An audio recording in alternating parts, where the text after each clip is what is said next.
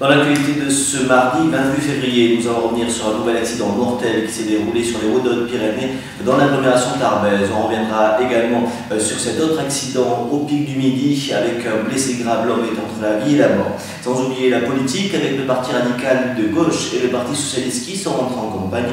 Nous écouterons Alain Piazer et Claude Guetz. Le Front de gauche également.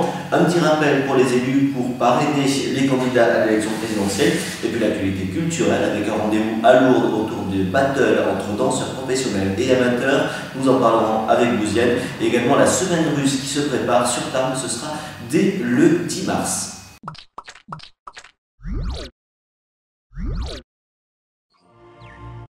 On commence ce journal avec un nouvel accident mortel sur les routes de Hautes-Pyrénées, un accident qui s'est déroulé sur la commune de Is, près de Montgaillard.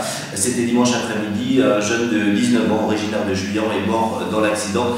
Son frère aîné a été, lui, blessé. C'est la une de nos confrères de la Nouvelle République de ce matin qui revient donc sur cet accident en 4x4 qui s'est déroulé dimanche après-midi.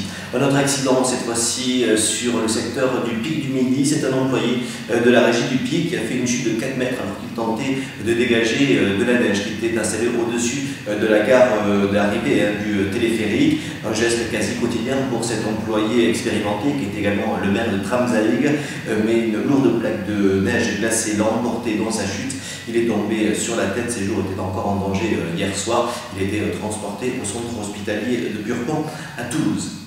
L'actualité politique avec les élections présidentielles et le Parti socialiste et le Parti radical de gauche qui sont entrés en campagne. Première échéance en vue, bien sûr, l'élection présidentielle autour du candidat François Hollande dans la Haute-Pyrénées. Ils étaient tous réunis, de Josette Durrugneux à Pierre Faure pour le Parti socialiste, de Chantal Aubert-Andrigo à Janine Dubié pour le Parti radical de gauche, autour de l'animateur Francis Carpentier, et également des responsables locaux des deux partis, Alain Piazer et Claude Guetz, que je vous propose d'écouter.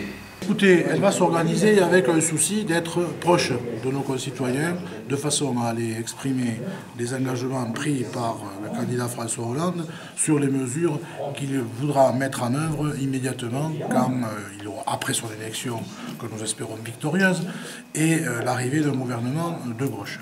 Cette proximité va passer par un premier moment de formation à l'interne parce qu'il faut travailler les arguments, il faut travailler le contact. Il ne suffit pas de sonner chez quelqu'un en lui disant « Bonjour, on vient pour François Hollande, voilà, merci ». Non, il faut débattre avec les gens. Les gens aiment débattre d'ailleurs, ils aiment qu'on s'intéresse à leurs problèmes, ils aiment qu'on les écoute et ils ont beaucoup de choses à dire. Ils ne sont pas idiots du tout.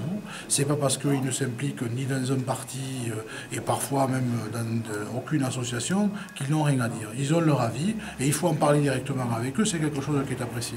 Donc il faut qu'on forme les militants et les militants eux-mêmes se formeront dans les sections et nous allons aller les uns et les autres taper aux portes des pavillons, monter les cages d'escalier des immeubles et faire des villages puisqu'il ne nous reste que 2 mois, mais pendant ces 2 mois nous allons battre la semelle sur le terrain. Alors on voit sur l'affiche de François Hollande, il y a l'étiquette du PS et du PRG, et le PRG est aussi mobilisé dans les Hautes-Pyrénées. Oui, le PRG est mobilisé dans les Hautes-Pyrénées et sur l'ensemble du territoire national, puisque, vous le savez, le PRG a participé aux primaires citoyennes et en présentant la candidature de Jean-Michel Baillet au 2e tour de ces primaires citoyennes, nous avons appelé à voter pour François Hollande. Donc naturellement, François Hollande est notre candidat pour ces élections présidentielles. Interview complète à retrouver sur notre site pyrénéinfo.fr dans la rubrique Web TV. Autre rendez-vous dans le cadre de ces élections législatives et présidentielles. Rendez-vous avec le Front de gauche et le candidat sur la première circonscription, Claude Martin, qui animera une réunion publique. Ce sera à la mairie de Trie-sur-Baïse, vendredi 2 mars à 20h30, autour du thème bien sûr de l'humain. D'abord, c'est le thème de la campagne du Front de gauche. Et puis un petit rappel, si vous êtes élu dans les Hautes-Pyrénées, que vous souhaitez parrainer un candidat pour l'élection présidentielle, vous avez jusqu'au vendredi 16 mars à 18h pour faire parvenir au Conseil constitutionnel votre formulaire officiel, petit rappel de la préfecture des Hautes-Pyrénées. Quelques rendez-vous à noter sur votre agenda. Tout d'abord à Lourdes, ce sera dimanche dans la salle des fêtes, en entrée gratuite dès 15h.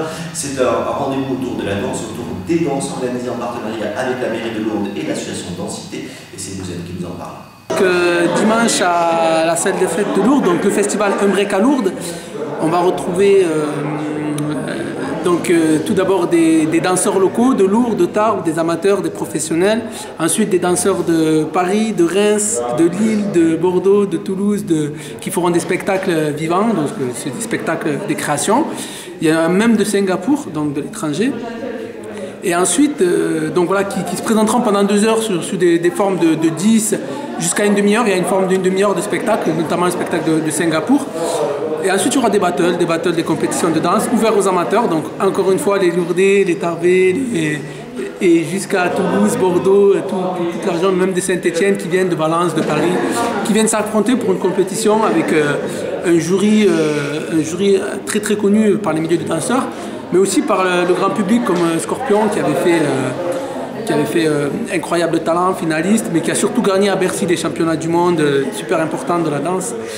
Et donc voilà, vraiment une rencontre de plein de danseurs, un public aussi, un public d'amateurs aussi, mais aussi de connaisseurs, parce qu'à Lourdes et à Tarbes, on a maintenant un gros public qui attendent et qui sont à l'affût des événements de danse. Donc voilà, vraiment une discipline qui commence à être très très présente dans le département et qui commence aussi à se faire connaître comme discipline un peu partout dans le monde. Voilà, donc on a la chance de pouvoir aussi avoir des jeunes maintenant qui vont s'exporter un peu partout.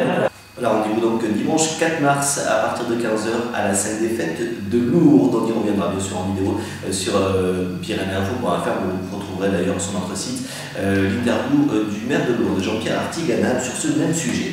Autre rendez-vous, c'est la semaine russe à Tarbes. C'est un rendez-vous traditionnel tous les 2 ans.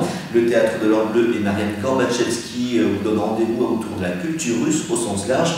Cette année, du 10 au 17 mars, ce sera la Sibérie qui sera à l'honneur des explications avec Marianne Gorbachevski.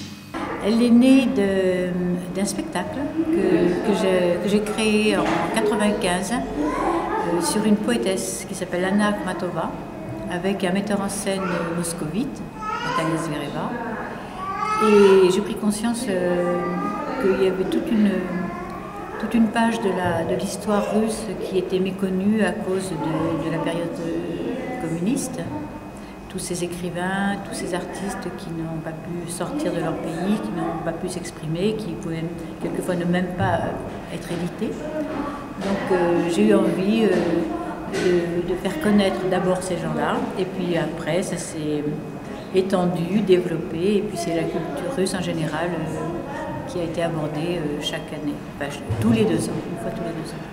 Quelques rendez-vous à noter encore rapidement sur votre agenda. Vous retrouverez tout ça dans la rubrique agenda sur pyrénéinfo.fr et pyrénéinfo.fr. Le samedi 10 mars au Théâtre des Nouveautés, c'est la troupe en scène qui vous proposera Mort de rire, sa nouvelle création.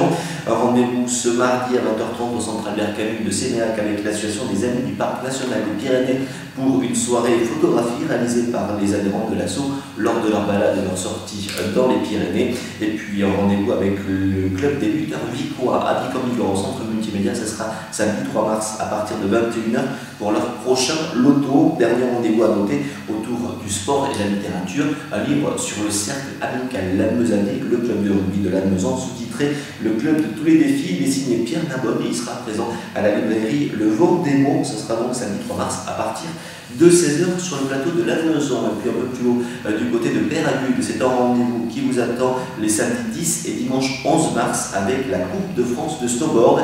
C'est le Sud-Ouest Pyrénées Snowboard Tour qui s'installe sur la station de la vallée du Louran, l'unique compétition nationale de snowboard qui se déroulera dans les Pyrénées avec bien sûr des sportifs locaux. Vincent Valéry, qu'on ne présente plus, finaliste des championnats du monde en 2007, qualifié pour les JO de Turin, et également Nathan Birian dans la catégorie cadet qui arrive de Saint-Lary, qui se prendront aux meilleurs snowboarders de France et également d'Espagne et d'Andorre. Un rendez-vous donc qui se déroulera aussi en pied des pistes pour permettre à tout le public de profiter de cette belle compétition. Côté météo, c'est bien sûr du soleil qui nous attend dans les Hautes-Pyrénées encore pendant quelques jours. Pour aujourd'hui, après les -1, -2 degrés de ce matin, il fera de 14 à 16 degrés cet après-midi. Pour demain, toujours du soleil, 0 degrés le matin en moyenne sur la plaine Bigourdane, 18 degrés pour l'après-midi. Je vous rappelle que vous pouvez retrouver l'actualité en continu grâce à Facebook, la page Pyrénéinfo, ou bien sur le fil Twitter de Pyrénéinfo, @Pyrénéinfo. bien entendu. Et puis sur le site internet pyrénéeinfo.fr pour toute l'actualité régionale, pyrénéinfo-tarbes.fr et pyrénéinfo-lourdes.fr pour toute l'actualité des Hautes-Pyrénées. Passez une belle journée et à demain.